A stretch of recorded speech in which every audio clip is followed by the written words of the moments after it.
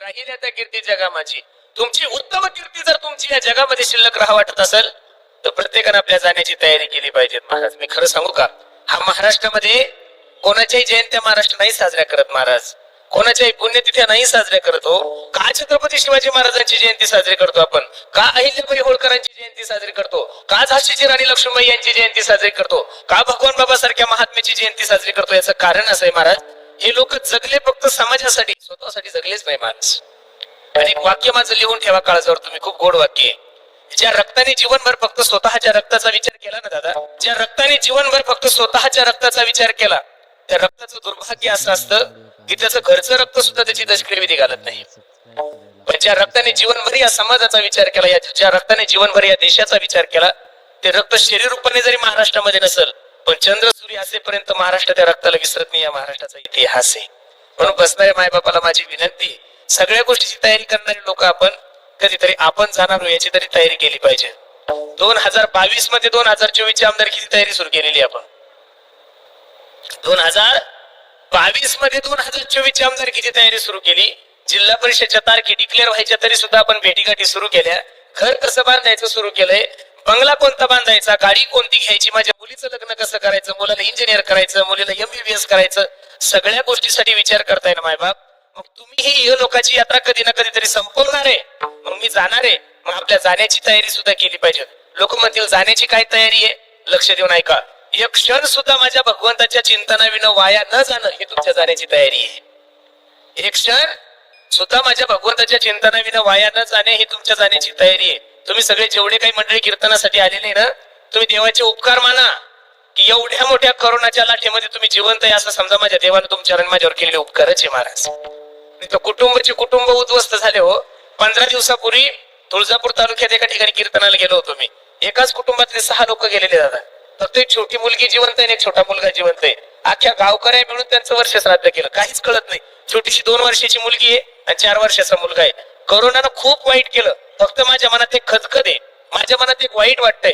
लोक गेले याचं वाईट नाही, पण जे लोक जायला पाहिजे होते ते नाही गेले, नको ते लोक गेले. कळलं का तुम्हाला? कोरोनाच्या काळामध्ये जे जायला पाहिजे होते ते गेलेच नाही. ज्यांनी अख्ख्या गावाला त्रास दिला त्यांचा 25 कोर असून सुद्धा ते नालायक घरी आलो. आणि ज्या बिचाराने जीवनभर परमार्थ केला, कधी कोणाला त्रासच दिला नाही, त्या बिचाराला फक्त सर्दी व्हायचं निमित्त झालं, खोकला यायचं निमित्त झालं, दवाखान्यात गेला तर परत आलाच नाही महाराज. म्हणून बसणाऱ्या मंडळीला माझी विनंती आहे, जीवन जगत असताना असं जगा की तुम्ही गेल्यानंतर तुमच्या नावाचा सुगंध दरवळला पाहिजे. काय गोड प्रमाणे ऐका. तुका म्हणे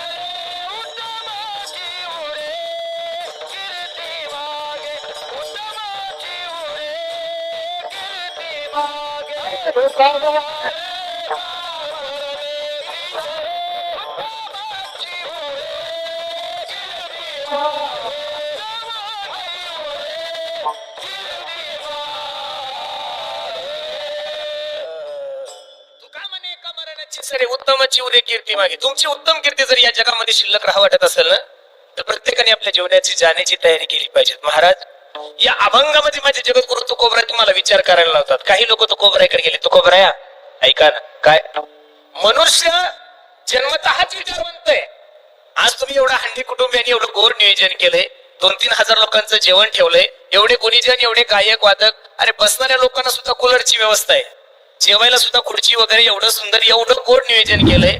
मग हे नियोजन विचाराने केलं का विचाराने केलं दादा तुम्ही? विचाराने केलं. 4 महिन्यापूर्वी तारीख घेतली तेव्हापासून हे गायक बनवायचे, हे वादक बनवायचं, हे युट्यूब चॅनल बनवायचं, हे सगळं जे नियोजन केलं हे विचाराने केलं का विचाराने? विचाराने. मग मुलांना इंजिनियर सुद्धा विचाराने करतोय आपण. शेतामध्ये एका एकराला 15-15 क्विंटल कापूस काढतोय, विचारानेच काढतोय.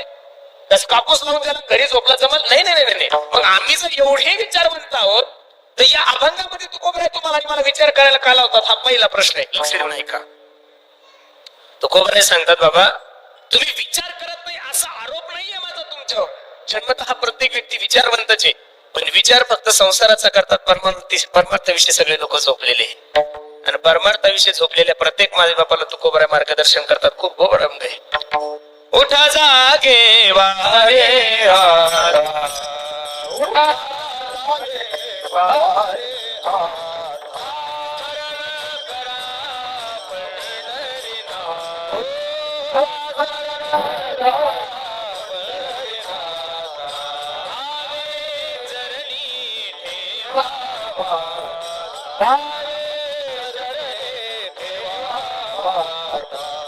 कवी व्यथा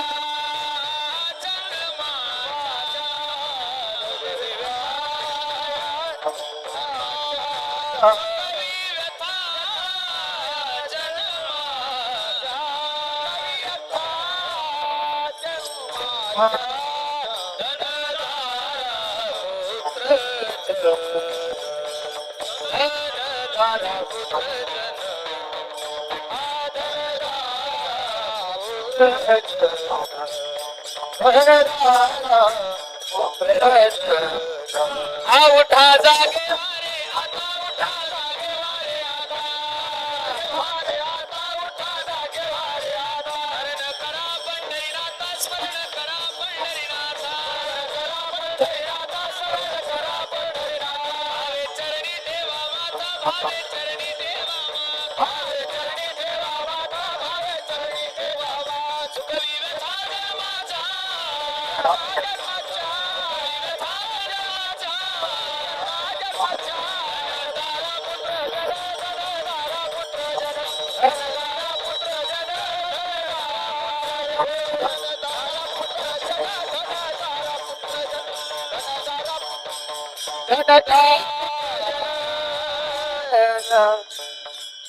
परमार्थाविषयी झोपलेल्या प्रत्येक साधकाला तुकोबराय मार्गदर्शन करत असताना सांगता सर्व साधू संतांनी केले. उठा जागे वारे आता स्मरण करा पंढरीनाथा, भावे चरणी ठेवा माथा, चुक व्यथा जन्माच्या. कधीतरी आपण आपल्या जीवनाचा यथार्थ विचार केला पाहिजे. महाराज आपण आलोय कुठून? कोहम कथमिदम जातं, मी कोण ऐसा करावा विचार म्हणे ज्ञानेश्वर निवृत्तीचा. मी आलोय कुठून, मला करायचं काय, मला जायचं कुठं, याचा विचार नक्कीच केला पाहिजे. मी माफी मागून एक वाक्य बोलू का दादा? लक्ष द्या थोडं माझ्याकडे. आम्हाला असं वाटलं होतं कोरोनाचं संकट आलंय, लाखानं नाही कोटीनं लोक मेलेले महाराज देशामध्ये. 50,000 गाव आहे आपल्या महाराष्ट्रामध्ये, कमी जास्त थोडेफार असतील पण 50,000 धरा. तर 50,000 गुणिले प्रत्येक गावाची 20-20च धरा. फक्त किती धरा? 50,000 गुणिले 20 लोक थोडे नाही मेले. मग लक्ष देऊन ऐका. असं वाटलं होतं कोरोनाच्या काळामध्ये एवढे लोक मेले, लोक आता परमार्थ करतील. नाही नाही नाही नाही नाही नाही. उलट लोक जास्त बिघडले हो.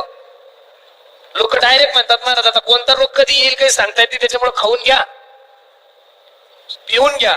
पहिला आठवड्यातून जाती एकदाच खात होते, आता आठवड्यातून 6 दिवस खाते, फक्त सोमवार आणि शनिवार खात नाही. अवघड झालंय. एक वाक्य सांगू का महाराज तुम्हाला? मानवी देहाची इति कर्तव्यता काय आहे, मानवी देशासाठी दिलाय कशासाठी, प्रत्येकाच्या लक्षात आलं पाहिजे. औट हात का मानव देह भगवान ने तुझको दिया, खाया पिया, कमी करना थोड़ा, सुख से सोया, अरे नाहक जमाना खोया. राष्ट्रसंत तुकडोजी महाराजांचं प्रमाण आहे. जीवन गवा दिया जिसे पाना था उसको तो खो दिया, अरे अमृत को छोड़ा पीता शराब तू, हरि भजन को मुख मोड़ दिया, पैसों के खातिर करता मिलावट. अरे देशावर महामारीचं संकट होत आणि कुटुंब उद्ध्वस्त झाले. अशा वातावरणामध्ये सुद्धा काही काही नालायकांनी 1200 रुपयाचं रेमडेसिवीर 50-50 हजार लिखलं हो साहेब. काय करतात एवढ्या पैशाचं मला काही कळत नाही महाराज. जगातला किती जरी मोठा धनवान असला, अरे अंबानीच्या कुटुंबातला जरी कोणी मनुष्य मेला तर शेवटी त्याचा शेवटचा मुक्काम 3 पत्राच्या रूम मध्ये एवढं जरी कळलं तरी खूप झालं महाराज. तुम्ही 50,000 कोटीचं घर बांधा किंवा 100,000 कोटीचं बांधा, पण तुम्हाला घरामध्ये फुकतच नाही, तुम्हाला फक्त स्मशानामध्येच महाराज. एवढा पैसा कशासाठी कमवायचा? पैसा कमवणे असं नाही, प्रत्येकाने पैसा कमवला पाहिजे, पण लोकांचे जीव घेऊन पैसा कमवणं चुकीचं आहे महाराज. काही काही लोकांनी बॉडी दिली नाही हो जोपर्यंत बिल भेटत नाही तोपर्यंत. अरे देशाला खायला भेटत नव्हतं, देशामध्ये उद्योगधंदे बंद होते, व्यवसाय बंद होते, व्यवहार बंद होते, ट्रान्सपोर्ट बंद होते, कीर्तन बंद होते, सप्ताह बंद होते. आणि अशा परिस्थितीमध्ये ज्या ज्या लोकांना 10-10, 5-5 लाख रुपये बिल आलंय, मेले हो लोक रडत होते. आम्ही सुद्धा आळंदीहून 7 पोते शेंगदाणे दिले होते सर, मीन सोपान महाराजांनी, ट्रकच्या ट्रक भरून धान्य गेलं. मग अशा परिस्थितीमध्ये जर, म्हणून बसणाऱ्या मंडळीला माझी विनंती, अशाही परिस्थितीमध्ये लोकांनी पैसाच कमवला. वाईट तर याचं वाटतं, पैशासाठी लक्ष्मीसाठी रात्रंदिवस झटणारे लोक आपण. आणि माणूस मेला की त्याच्या पत्रिकेवर लिहिलं जात आहे अमुक टमुक यांचं निधन झालंय. काय झालंय? धनवान मेला असं नाही म्हणत लोक, काय म्हणतात? निधन झालंय. म्हणून बसणाऱ्या मंडळीला माझी विनंती, मायबाप काय सांगू तुम्हाला, जीवनाचा यथार्थ विचार नेमका केला पाहिजे की आपण आलोय कुठून. तो कोबर आहे, खूप गोड वर्णन करतात हो महाराज. बरवे झाले आजीवरी आजीवरी, बरवे झाले आजीवरी,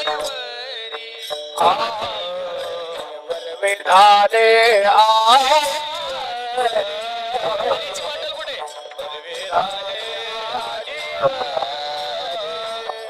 नाही पडलो मृत्यूचे आहारी, आहारी नाही पडलो. व्हिडिओ आवडल्यास व्हिडिओ लाईक आणि चॅनलला सबस्क्राईब करायला विसरू नका. धन्यवाद.